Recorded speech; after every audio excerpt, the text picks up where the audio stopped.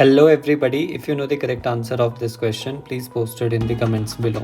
If expiratory reserve volume is 1100 ml, residual volume is 1200, tidal volume is 500, what shall be the functional residual capacity? तो basically हमारे से FRC यहाँ पर पूछा हुआ है। अगर हम थोड़ा सा इनको समझे टर्म्स को, तो एक्सपायरेटरी रिजर्व वॉल्यूम का मतलब होता है एडिशनल वॉल्यूम ऑफ एयर। ये एडिशनल वॉल्यूम ऑफ एयर है that we can exhale after normal exhalation. Normal exhalation के बाद जितनी एडिशनल वॉल्यूम आप एक्सेल कर सकते हैं। नॉर्मल एक्सेलेशन के मतलब है जब आपने टीवी एक्सेल कर दिया और उसकी वैल्यू हमारे पास रहती है 1000 to 1100 ml। अब हमारे पास RV देख लेते हैं, residual volume.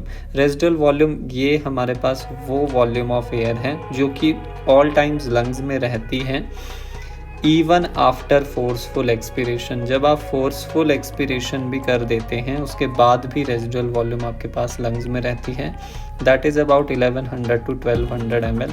Then tidal volume. Tidal volume TV का सिंपली मतलब है कि जो नॉर्मल वॉल्यूम ऑफ एयर हम एक्सेल या फिर इनहेल करते हैं, that is known as tidal volume. And functional residual capacity, ये हमारे पास सारी थी वॉल्यूम्स।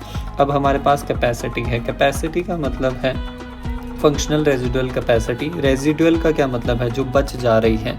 फंक्शनल का मतलब है कि जो वॉल्यूम बच रही है उसमें से कुछ एक्सचेंज हो सकता है, यानी कि फंक्शनल रेजिडुअल कैपेसिटी में हमारे पास वो वॉल्यूम ऑफ एयर आएगी जो कि हमारे पास लंग्स में रहती है आफ्टर नॉर्मल एक्सपीरेशन। जब आप नॉर्मल एक्सपीरेशन करते हो तो लंग्स में जो रह जाती है, नॉर्मल एक्सपीरेशन के बाद हमारे पास क्या क्या रहता है?